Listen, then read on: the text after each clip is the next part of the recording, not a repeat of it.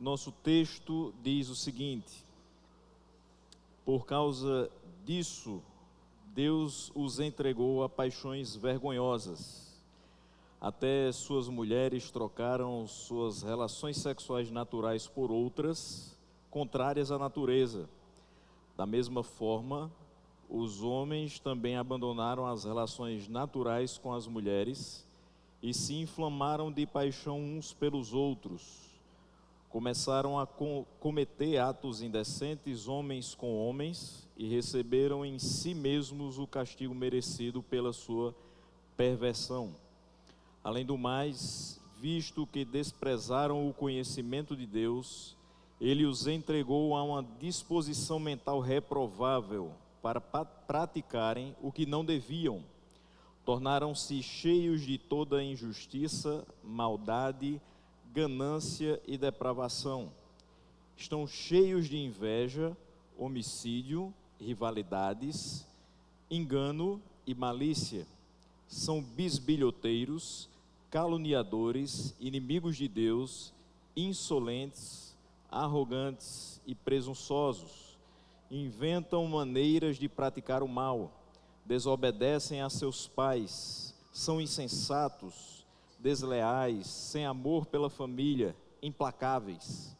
Embora conheçam o justo decreto de Deus de que as pessoas que praticam tais coisas merecem a morte, não somente continuam a praticá-las, mas também aprovam aqueles que as praticam. Vamos orar mais uma vez nessa manhã. Senhor, nós te damos graças e pedimos que o Teu Espírito Santo, à medida que nós observarmos estes versículos, coloque em nosso coração a maneira como devemos pensar e proceder a respeito desse assunto. Oramos no nome de Jesus. Amém. Você pode se assentar, mantenha sua Bíblia aberta nesse texto. E eu quero inicialmente pontuar algumas questões nessa manhã. Meus irmãos, nós consideramos a Bíblia como nossa regra de fé e prática? Sim ou não? Sim. Segundo ponto, nós cremos que o que nela está escrito é verdade? Sim ou não? Terceiro e último, entendemos que temos a responsabilidade de buscar viver segundo as ordenanças de Deus expressas na Bíblia? Sim ou não? Então, após nos certificarmos dessas questões, nós vamos ao nosso delicado, espinhoso, porém necessário texto. E nesse texto a gente vai analisar a impiedade dos seres humanos. Esse é o tema de hoje pela manhã, a impiedade dos seres humanos. E nós vamos observar em duas manifestações. Primeiro, as atitudes e depois os sentimentos. Primeira coisa que nós vamos ter aqui, no versículo 26 e versículo 27, eu trabalharei em conjunto. Ele nos diz aqui que, por causa disso, o que é o isso que ele está falando? Lembre-se que o pastor Rony pregou aqui semana passada, terminando aqui dizendo que eles trocaram a verdade de Deus pela mentira. Esse é o ponto. E eles adoraram e serviram a coisas e seres criados em lugar do Criador, que é bendito para sempre. Então, por terem abandonado a adoração e a glorificação que é devida a Deus, e terem valorizado mais a criatura do que o Criador, servido a criatura em lugar do Criador, trocado a verdade de Deus pela mentira, por isso Deus os entregou a paixões vergonhosas. É a mesma expressão que nós temos na nossa Nova Almeida atualizada. Por causa disso, Deus os entregou a paixões vergonhosas. E ele segue dizendo, até suas mulheres. Por que essa expressão, até suas mulheres? Porque de fato se esperava que a conduta das mulheres fosse mantida de uma maneira mais pura e de uma maneira mais íntegra, mesmo que se visse que os homens estavam se entregando a determinados pecados. Só que a coisa vai ser de tal forma degradante que até suas mulheres vão trocar as relações sexuais naturais por outras, e ele vai dizer que essas relações são contrárias à natureza.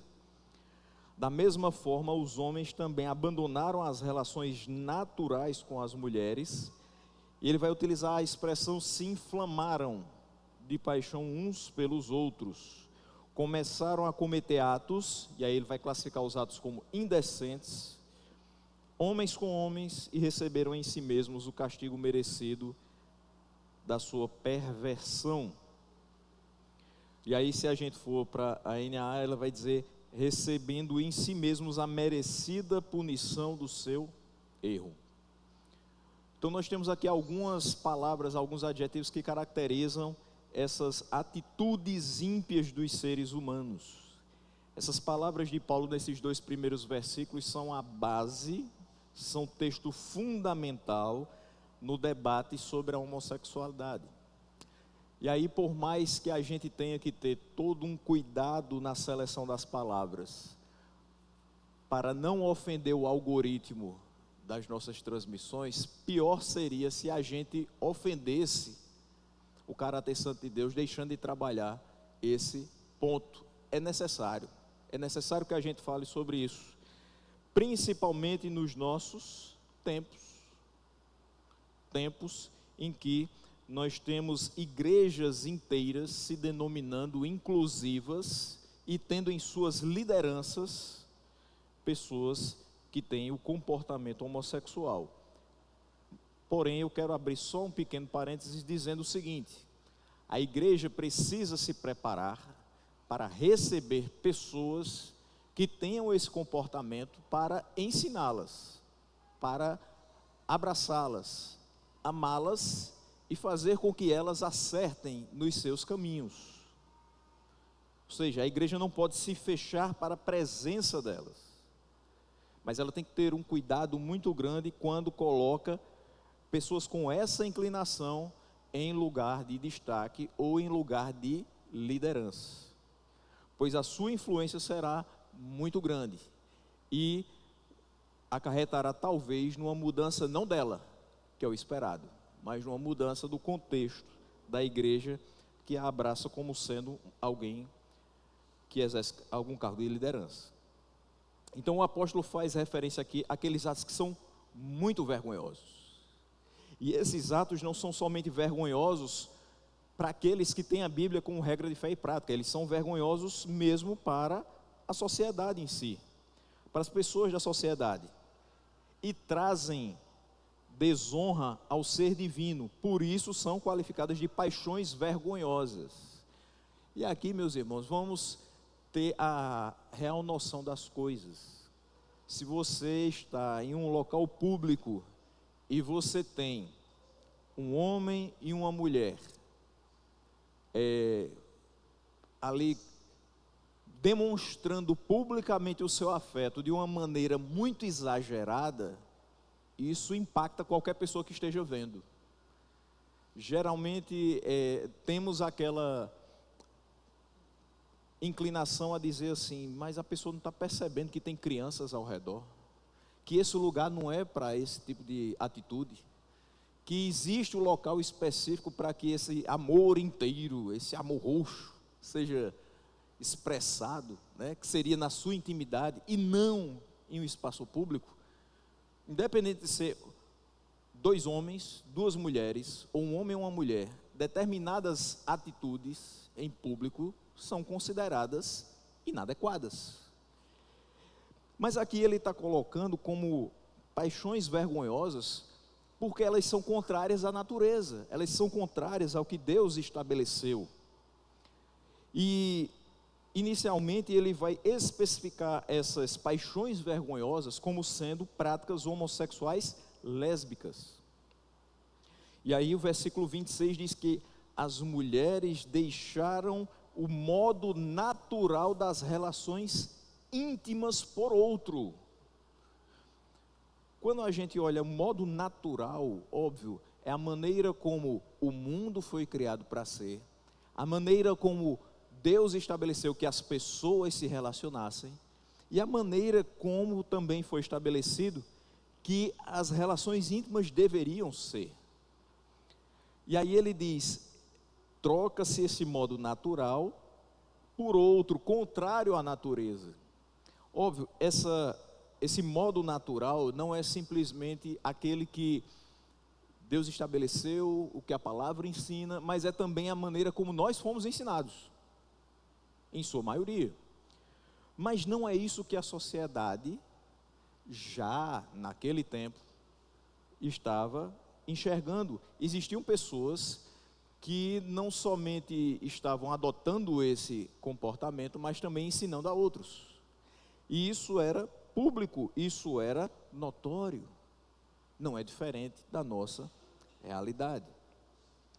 E a descrição no versículo 27 da homossexualidade masculina, ele faz a colocação agora em relação aos homens, é dada com maiores detalhes. E aí ele vai dizer o seguinte: da mesma forma, também os homens deixaram esse contato natural da mulher, deixaram a relação sexual natural com a mulher e se inflamaram em desejo uns pelos outros. E ele vai dizer que começaram a cometer atos vergonhosos, homens com homens, e receberam em si mesmos o que? O castigo merecido pela sua perversão. Aqui, quando a gente fala de perversão, a gente está falando de maldade, a gente está falando de distorção, uma distorção que leva para um ato mau, um ato que não é visto com bons olhos por quem estabeleceu a lei, por quem estabeleceu o natural. E é impressionante que quando ele fala aqui sobre a homossexualidade masculina, 3 expressões são dignas de atenção especial. A primeira delas, abandonaram as relações naturais com as mulheres. Fica claro no ensino de Paulo, como também em outros lugares, a exemplo de 1 Coríntios 7, de 1 a 7, que a natureza honrosa é a natureza do ato heterossexual. E aí a gente vai olhar, não é escrito por Paulo, pelo menos não podemos dizer dessa maneira, mas quando a gente olha para Hebreus, tem um versículo lá em Hebreus que diz: digno de honra seja o matrimônio, bem como o leito sem mácula. Então, o leito sem mácula é aquele que abriga uma relação que é pertencente ao natural, ao estabelecido por Deus, ao que não vai contrário à natureza das coisas. Então, quando eles abandonam essas relações naturais com as mulheres, eles maculam o seu leito e não é digno entre os outros o matrimônio entre iguais. Isso aqui fica muito claro quando nós olhamos os textos, não somente que Paulo expressa, mas também o autor aos Hebreus. Então, uma vez que se alicerça na constituição natural criada por Deus, a união honrosa é a união heterossexual. Segundo ponto, ele fala, eles se inflamaram de paixão uns pelos outros. Então, essa expressão inflamaram indica a intensidade dessa paixão. Eu não sou aqui especialista em questões psicológicas, longe disso, Mas a gente, com o passar do tempo, vai aprendendo que existe uma diferença entre a paixão e o amor. Principalmente você já tem um tempo de casado, você vai percebendo que o sentimento que você tem hoje, ele é um tanto diferente do sentimento que você tinha quando começou a namorar. Tudo bem, você pode dizer assim, mas eu e meu esposo, ou eu e minha esposa, somos como namorados. Glória a Deus, e que assim continue. Mas a questão de continuar sendo como namorados quer dizer que a intensidade do sentimento é grande. Quer dizer que vocês valorizam cada momento juntos como se tivessem começado hoje. Que a presença um do outro ainda continua sendo boa. Que continua sendo prazerosa, como nos primeiros momentos que vocês se viram. Mas não quer dizer que é uma paixão que vai fazer você tomar atitudes impensadas, que vai fazer você trocar o que é natural pelo que é vergonhoso. Quando você ama alguém, você cuida. Você não procura fazer coisas inconvenientes nem para você, nem para aquela pessoa. Quando você ama, você não busca os próprios interesses. Eu estou citando Paulo. Um pouquinho mais à frente, 1 Coríntios 13. Você não quer apenas se satisfazer, mas você quer que a pessoa que está com você também esteja satisfeita dentro do relacionamento. Nessa atitude de se inflamar de paixão uns pelos outros, não é a satisfação coletiva ou a satisfação conjugal, mas é um impulso diferente do natural e que leva-os a apenas pensar na própria satisfação. Leva-os a pensar não nas consequências que isso vai ter para a sociedade ou para eles mesmos, mas leva apenas a dizer, é o aqui e é o agora. É um erro equiparar a paixão mencionada lá em 1 Coríntios 7:9 a essa que é citada aqui em Romanos 1:27. Porque a de 1 Coríntios 7:9 é um impulso sexual natural.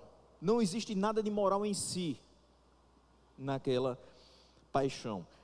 Ali o matrimônio é recomendado como instrumento à sua satisfação. Ou seja, para que você possa satisfazer o impulso sexual natural, você precisa estar dentro do matrimônio. Essa é a ideia de Paulo ali em 1 Coríntios 7. Mas aqui nós temos um ardor de uma paixão insaciável, que não demonstra um desejo natural ou legítimo, e sim a distorção do desejo. Veja, é um sentimento que leva alguém a fazer aquilo que é contrário ao natural, ou seja, está distorcendo a maneira como Deus estabeleceu que fosse. Por último, ele vai citar, começaram a cometer atos indecentes ou torpeza, homens com homens. Torpeza é uma boa tradução do grego que tem um sentido de algo vergonhoso, ou seja, ele está aqui mais uma vez reiterando, essa prática é vergonhosa. E torpeza vai indicar uma força cumulativa da acusação feita contra esse pecado. O juízo divino não vai se caracterizar por arbitrariedade. Deus não vai condenar aqui essa atitude simplesmente porque Ele quer condenar, simplesmente porque Ele não gosta disso. Não, mas aqui, nesse ponto, o apóstolo vai expressar claramente a correspondência entre o pecado e a retribuição recebida. Quando ele vai dizer aqui, eles receberam em si mesmos a merecida punição do seu erro. Por que vocês estão sendo punidos? Porque vocês erraram. Não existe arbitrariedade no julgamento divino. E esse erro retribuído pela entrega a esses pecados contrários à natureza é a apostasia da adoração a Deus. Foi o que a gente citou lá no iniciozinho. Por vocês terem trocado a verdade pela mentira, por vocês terem servido a criatura em lugar do Criador, Deus os entregou a essas paixões. Deus permitiu que isso aí fosse realidade na vida de vocês. E a recompensa consiste, utilizando as palavras de Russell Shedd, na própria concupiscência atormentadora e nunca satisfeita, juntamente com as terríveis consequências físicas e morais da devassidão. E aí veja o seguinte: se é um inflamar, se é um sentimento exagerado, fora do normal, fora do aceitável, ele nunca será satisfeito. Daí é óbvio, é claro, é notório e é público que as relações homossexuais, elas são muito mais promíscuas do que as relações heterossexuais. Ou seja, é mais comum que eles tenham mais parceiros do que aqueles que são heterossexuais. Porque é algo que é uma concupiscência atormentadora e nunca satisfeita. Ou seja, quanto mais se suja no pecado, mais se quer sujar-se. E aí ele diz, tem consequências físicas terríveis. Por quê? Porque não é a forma como Deus estabeleceu para que essa relação física acontecesse. O corpo humano masculino é complementar ao corpo humano feminino. Se eu fujo dessa realidade, eu vou ter consequências físicas. E, óbvio, consequências morais. Fora outras tantas consequências. Em ambos os casos, as pessoas em questão são culpadas de trocar relações naturais por outras contrárias à natureza. Agir contra a natureza, então, o que é que significa? Violar a ordem que Deus estabeleceu. Enquanto agir de acordo com a natureza significa se comportar de acordo com o que projetou o Criador. Simples assim. Gênesis fala sobre a intenção do Criador e Jesus a confirmou. Os textos são Gênesis 2, 24 e Mateus 19, do 4 a 6. No princípio, o Criador os fez homem e mulher. Eu gosto da expressão, ele os criou, macho e fêmea os criou. Porque aí não é simplesmente a raça humana, mas é toda a criação. E depois ele diz, por essa razão, o homem deixará pai e mãe e se unirá à sua mulher. Não tem outra opção, é a sua mulher. E os dois se tornarão uma só carne. Essa é a intenção, não somente inicial, mas atual e perpétua do Criador quanto à relação entre homem e mulher. Deus então criou seres humanos como homens e mulheres. Existe um terceiro gênero? Não. Mas eu me identifico de outra maneira. Você pode se identificar, mas você não é. Mas eu tenho uma inclinação por ter apreço, por ter sentimentos pelo mesmo sexo. Você não deixou de ser homem e não deixou de ser mulher.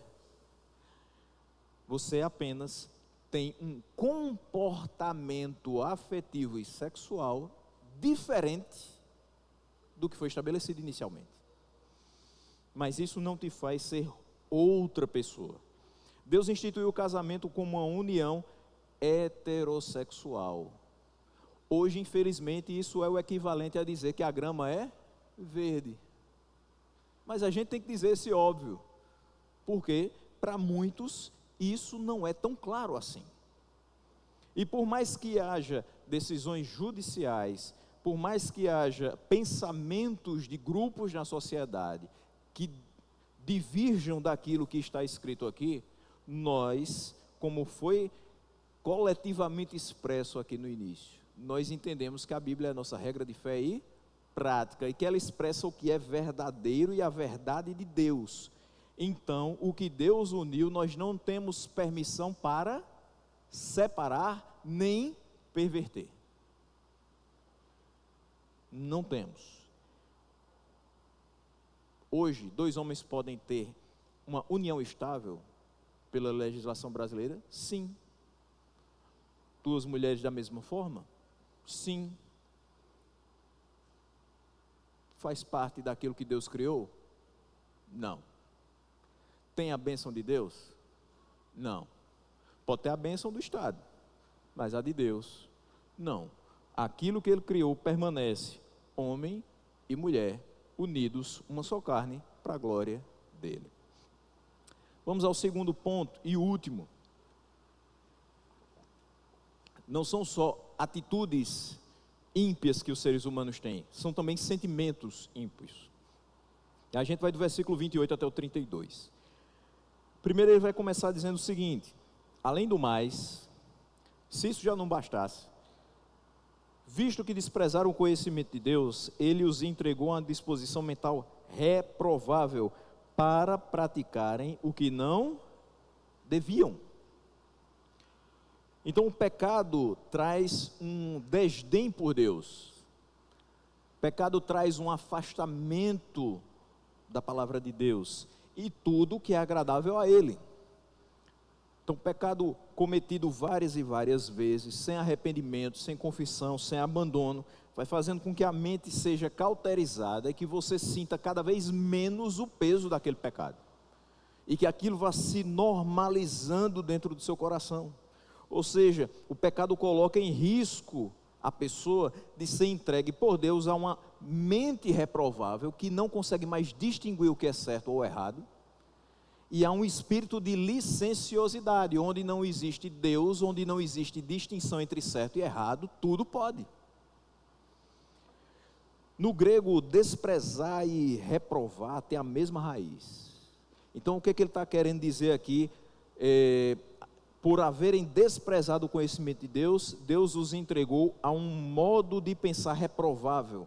Ele está querendo dizer que esses homens e essas mulheres que trocaram o modo natural de suas relações, não aprovaram reconhecer a Deus nas suas vidas. Por isso, Deus os entregou a uma mentalidade que Ele mesmo não aprova.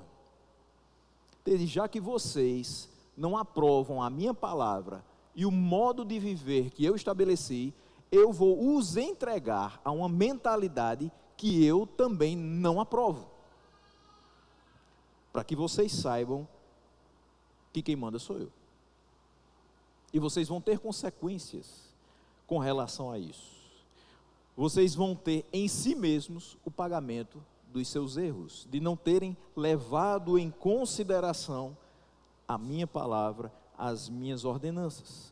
E aí ele vai estabelecer aqui no versículo 29 até o 31, quais são esses sentimentos, esses frutos da mentalidade reprovável a qual Deus os entregou.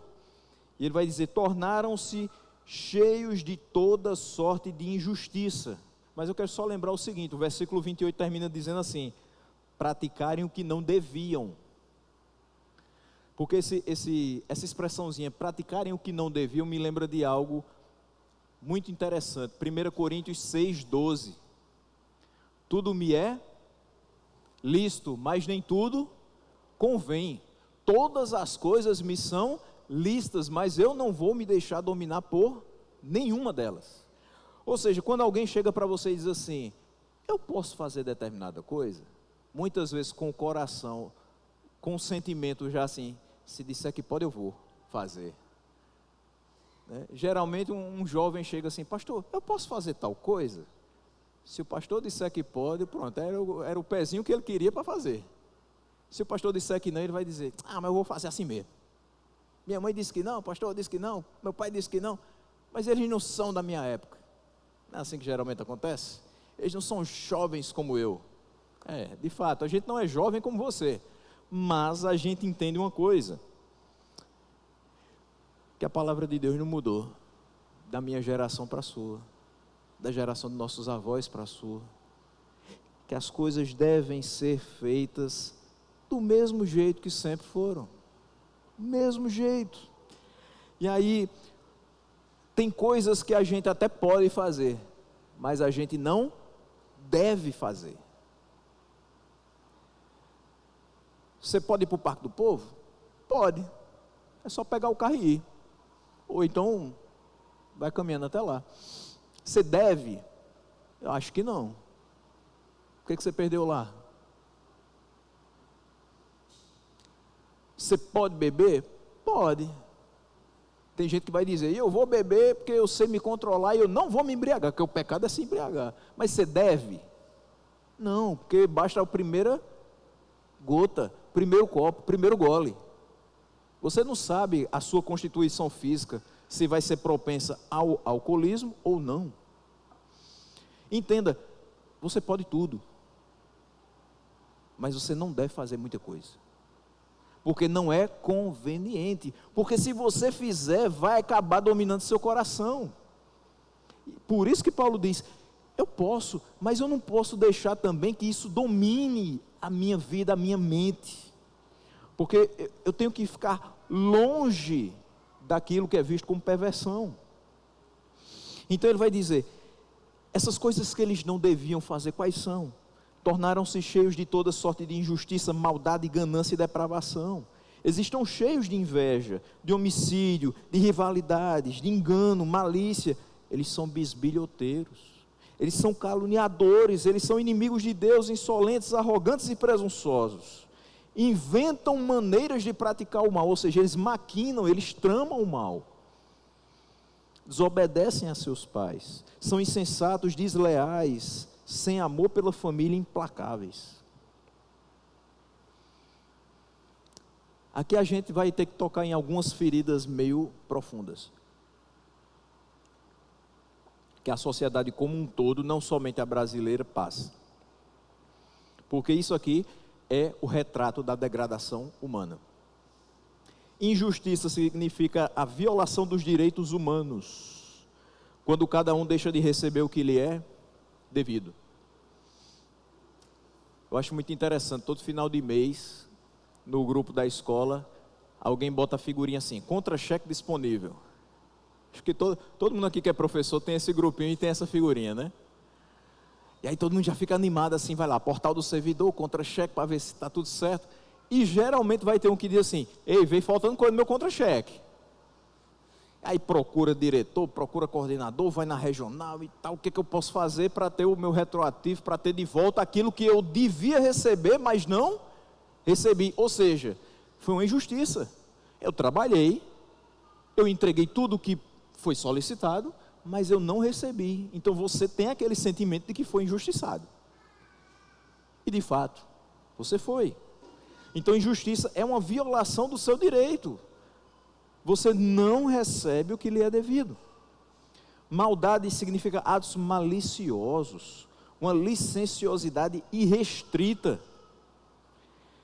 É uma depravação e uma perversão da mente que se empenha por prejudicar o seu próximo. Tem pessoas que convivem com a gente que a gente diz assim, meu Deus, como é que tal pessoa pode ser tão má?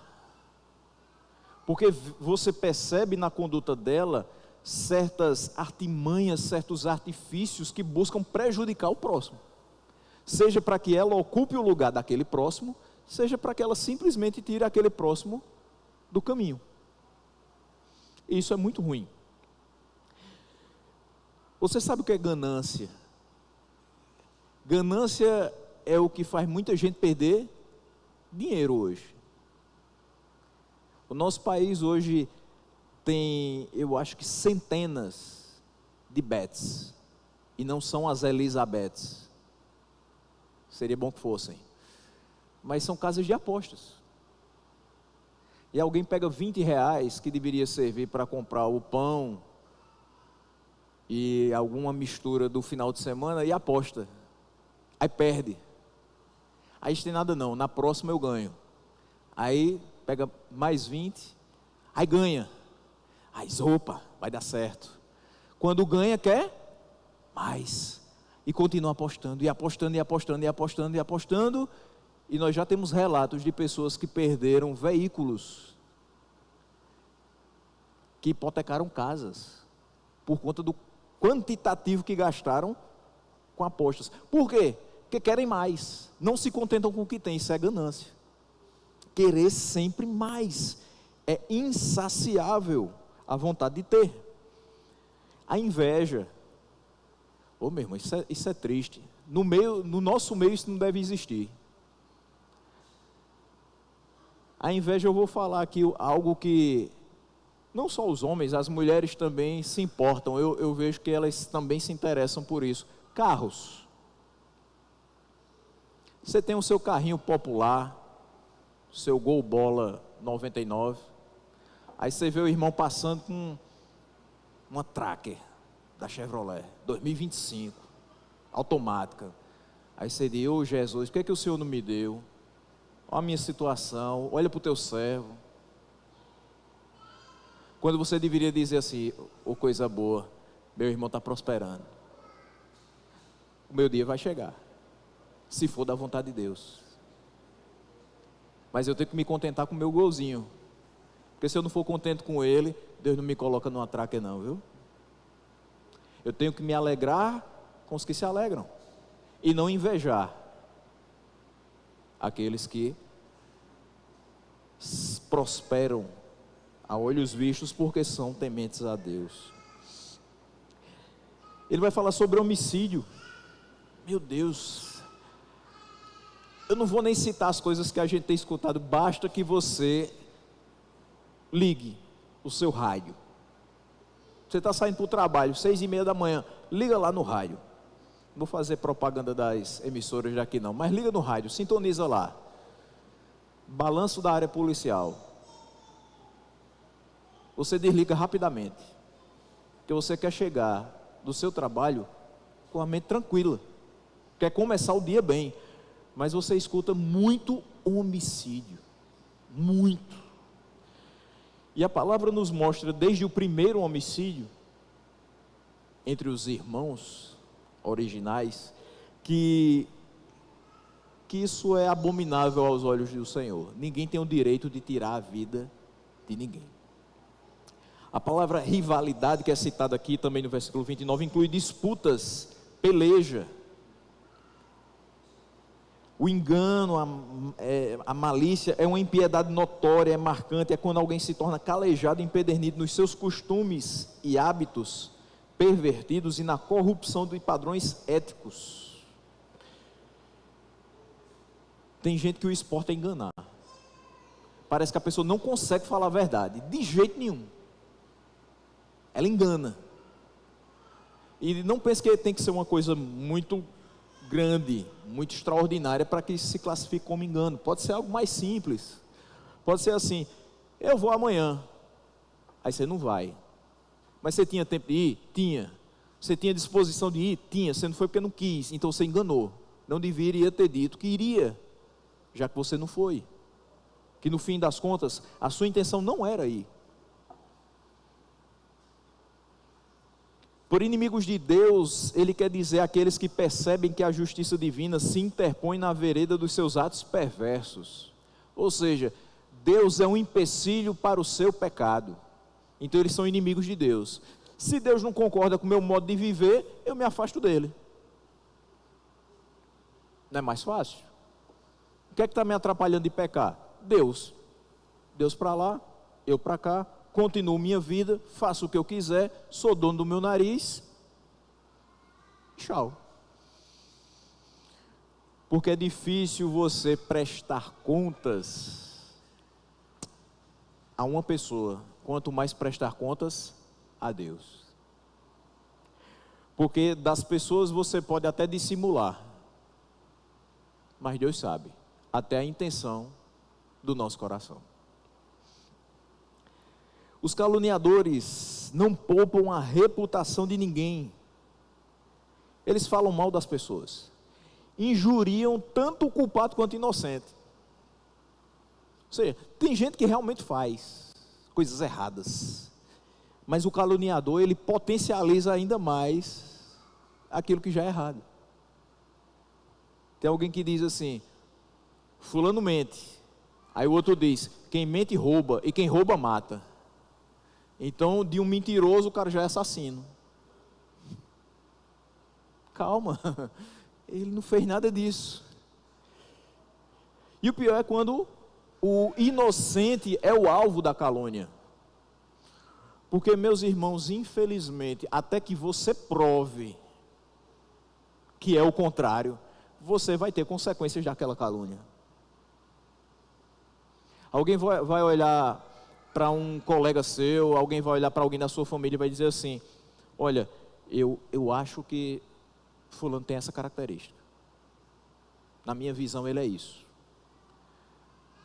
Até que você consiga provar com a sua conduta, com as suas palavras, com a convivência, que você não é nada daquilo, muita coisa pode acontecer. Muitos prejuízos podem ser experimentados por quem sofre uma calúnia. É uma das piores coisas que pode acontecer com você, é ser alvo de calúnia. Os arrogantes são aqueles que se enchem de uma hiperconfiança, de uma vaidade. É aquela pessoa que diz assim: se eu for lá e não resolver é porque o dinheiro foi pouco. Arrogante, eu posso fazer, eu posso resolver, deixa comigo. Não tem outra pessoa. Todo mundo já tentou, mas chega aquele que diz assim: é porque eu não estava no negócio. Agora que eu cheguei, que é isso? Quer dizer que ninguém sabe fazer as coisas, só você? Que arrogância é essa? Tem aqueles que são inventores de males, os que destroem os vínculos da sociedade com seu mau procedimento, em que não há sinceridade nem constância da fé. Eles podem ser denominados também de presunçosos. Os desobedientes aos pais se colocam numa posição destacada nessa lista, porque eles não atentam para o que a palavra diz a respeito de honrar pai e mãe. Um mandamento que se ordena e que tem promessa no tempo presente e no porvir. E aí às vezes a gente fala de desobediência aos pais só quando é criança, quando é adolescente, né? Mas você precisa obedecer aos seus pais enquanto você viver. Eu estava pensando nisso justamente ontem, fechando esse estudo, e me lembrando que semana passada eu dei um pulinho lá na casa dos meus pais, sentei no corredor, meu pai deitado no quarto dele, e eu do lado da minha mãe assim, olhando para ele ali deitado. Minha mãe começou a olhar para a minha cabeça. Aí disse assim: meu Deus, mas está prateadinho. Meu Jesus, como está com cabelo branco? Eu digo: pois é. Mas eu também me lembro que desde pequeno ela dizia assim: pode ter cabelo branco, mas tem que me respeitar. É o que a gente precisa procurar fazer hoje. O cabelo branco chegou, mas o respeito não pode deixar de existir. Não é porque eu hoje tenho minha casa, tenho a família que Deus me deu, além da que Ele já me introduziu a esse mundo, que agora eu vou desprezar, destratar, desobedecer. Versículo 31, quando ele fala dos insensatos. Insensato é aquele que toma decisão precipitada, sem a reflexão necessária. Não pensa para falar, não pensa para agir, não pensa para fazer nada. Insensato. Os desleais, meus irmãos, pessoas que não levam em consideração a sua amizade, agem com deslealdade, não quer saber de laço familiar, ou qualquer outra relação que se tenha. Eu só quero o meu benefício pessoal. Então, ajo com deslealdade, ou seja, às vezes eu tramo as coisas por trás, de uma forma encoberta. Quando a pessoa vai saber, já aconteceu. Os que são sem afeição natural suprimem e ignoram as afeições primárias e naturais em relação aos seus próprios familiares. Nem precisa dizer, é filho contra pai, é pai contra filho, os irmãos que se intrigam por qualquer coisa, que falam que não devem, que provocam feridas muito difíceis de serem cicatrizadas. Tem palavra que dói mais do que uma bufetada. Tenha certeza disso. Versículo 32, e a gente vai chegando ao fim. Esse último versículo, meus irmãos, de Romanos 1, é um resumo final da perversidade humana, que Paulo está descrevendo. Ele diz: embora conheçam, ele não está falando de pessoas que pecam porque nunca ouviram falar daquela lei de Deus. Eles conhecem. mais uma vez, ele começa com conhecimento tido pelas pessoas que ele está descrevendo. No entanto, agora não é a verdade de Deus que elas conhecem. Ele diz, embora conheçam a sentença de Deus, ou os justos decretos de Deus. Qual é o justo decreto de Deus? As pessoas que praticam tais coisas merecem a morte. Quer a prova disso? Romanos 6, 23. O salário do pecado é a morte. Eles sabem disso. A consciência deles os condena.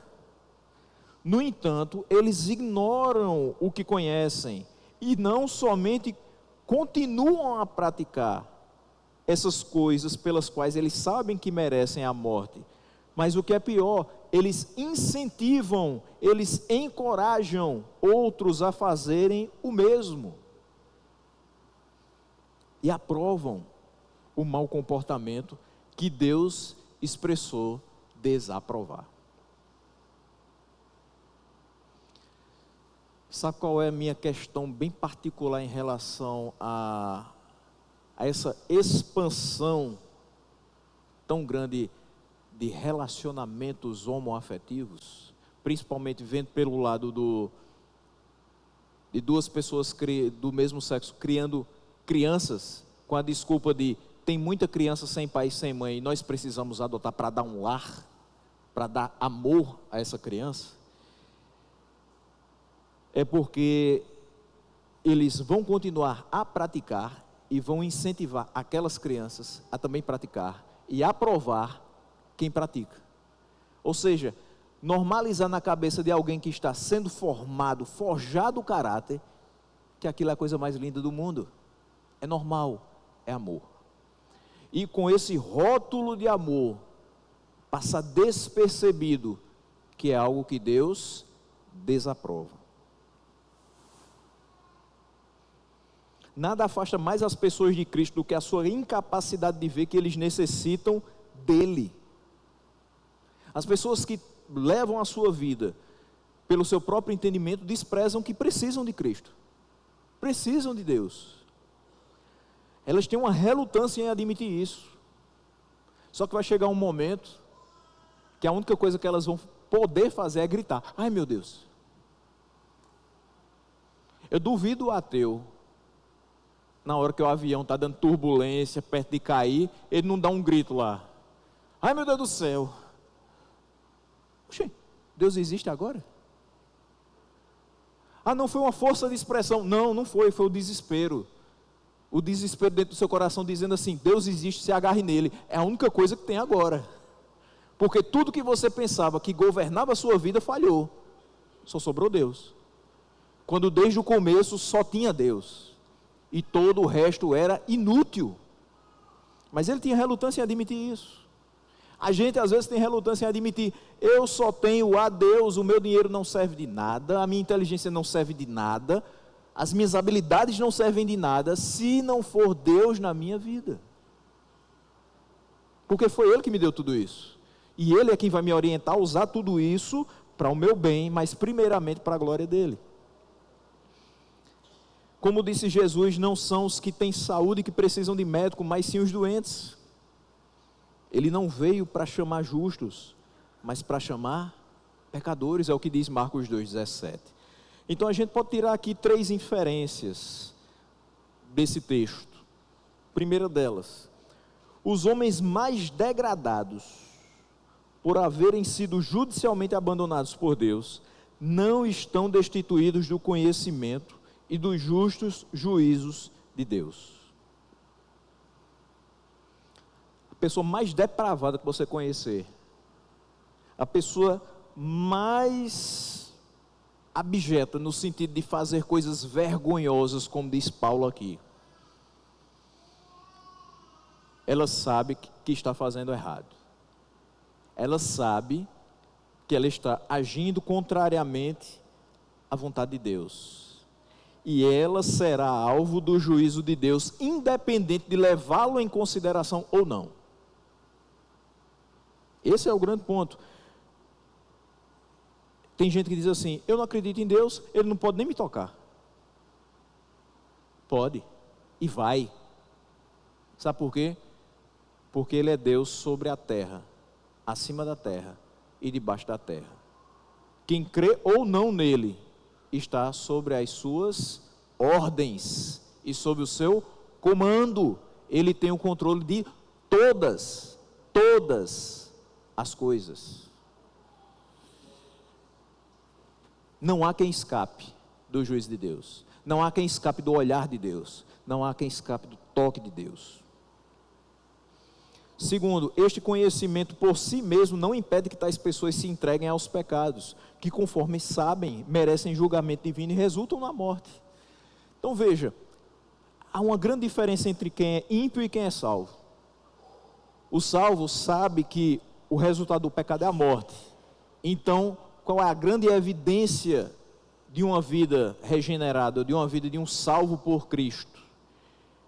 É alguém que luta contra o pecado, sabendo das suas dificuldades, sabendo das suas limitações, sabendo que muitas vezes vai escorregar e cair, mas ele luta contra o pecado. É alguém que sabe que precisa fugir da aparência do mal.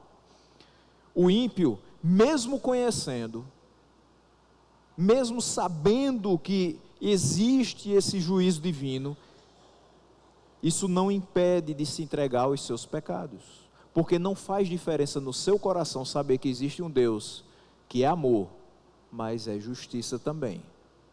O Deus que ama e salva, mas também o Deus que disciplina e julga. O Deus que dá a vida eterna para os que creem no seu Filho, mas que entrega a morte eterna àqueles que zombam do seu nome e se afastam da sua palavra. Então tem muita gente que diz assim: eu conheço Deus, eu leio a Bíblia, eu tenho Jesus no meu coração, mas não o honra, não o obedece, não entrega a sua vida, mas se entrega a pecados que ele diz que resultarão na morte. Ler a Bíblia simplesmente não vai fazer com que você se afaste do mal. Entenda, tem muita gente que lê a Bíblia, que tem um conhecimento técnico, que vai ser até muito bom de debater com você determinadas coisas, mas se não nasceu de novo, não adianta de nada. Se não é morada do Espírito Santo para fazer com que essa verdade suba dessas páginas para o coração e para a mente, não adianta de nada. Terceiro e último, conhecimento do justo juízo de Deus não cria qualquer ódio contra o pecado, nem fomenta qualquer disposição para os homens se arrependerem do pecado. Li esse texto, alguém escuta e diz assim: eu entendi que quem pratica essas coisas, quem se entrega a essas paixões vergonhosas, vai ser punido por Deus. O fato de saber agora sobre isso, vai gerar no coração dessa pessoa ódio por esse pecado? Não necessariamente. Muito menos a inclinação para se arrepender. E aí eu quero dizer para os irmãos algo que vocês já sabem. Quem é que nos faz pensar a respeito de arrependimento de pecados? O que é que de fato traz essa ideia para o nosso coração? Qual é o outro elemento que nós precisamos ter para sermos verdadeiramente convertidos, além de arrependimento? É fé. Sem fé, dificilmente haverá arrependimento. Sem arrependimento, não haverá misericórdia. Sem misericórdia, não tem vida eterna, não tem mudança. Eu sei que os irmãos falaram que sem fé é impossível agradar a Deus. E de fato, porque quem agrada a Deus é quem confessa seus pecados, é quem deixa os seus pecados para poder alcançar misericórdia. Não tem como alguém olhar para Cristo, ter fé nele e não ter essa disposição para se arrepender dos seus pecados. Porque vê, ele levou sobre si todos os meus pecados, as minhas iniquidades. O castigo que nos traz a paz estava sobre ele. Eu só tenho paz porque ele levou. Mas eu continuo pecando, porque eu sou falho, porque a natureza pecaminosa ainda está em mim, e eu preciso me arrepender dia após dia daquilo que eu faço que desagrada a ele. Mas só conhecendo Jesus Cristo, para entender que precisa se arrepender dos pecados, porque ele sofreu por conta desses pecados. E como é que se gera aversão ao pecado no nosso coração? Todos os dias, a vontade de estar longe disso, é quando você é morada do Espírito Santo. É ele que te alerta, é ele que te avisa, é ele que diz: aqui não, por aqui também não. É ele que te convence desse pecado, é ele que te convence da justiça e te convence do juízo. Sem ser morada do Espírito Santo, não há como você entender a complexidade do pecado e ter no seu coração completa aversão, ojeriza pelo pecado. Então, meus irmãos, aqui nós percebemos que muitos se entregam a paixões vergonhosas porque ouviram falar, mas não consideraram em seu coração e em seu caminho a palavra do Senhor.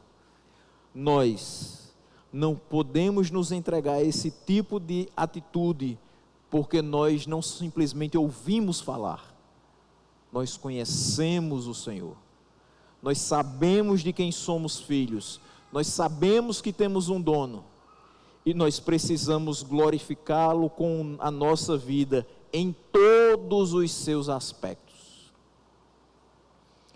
Portanto, que não somente ouçamos, mas pratiquemos o evangelho que nos foi ensinado, que mostra que para esse tipo de atitude e de sentimento que Paulo expressa aqui em Romanos 1, do 26 ao 32, o resultado, o pagamento é a justiça, é o juízo divino. Mas para a obediência, ele derrama as suas bênçãos. Para quem é obediente, ele dá da sua proteção, ele expressa a sua bondade, sem deixar de ser o Deus justo. Mas ele mostra muito mais dos seus atributos que nos beneficiam do que aqueles atributos que são para aqueles que desconsideram a sua palavra e as suas ordenanças nas suas vidas. Que Deus guarde essa palavra no nosso coração e nos dê firmeza para nos posicionar em relação a esses e outros tantos assuntos presentes na nossa sociedade desse tempo.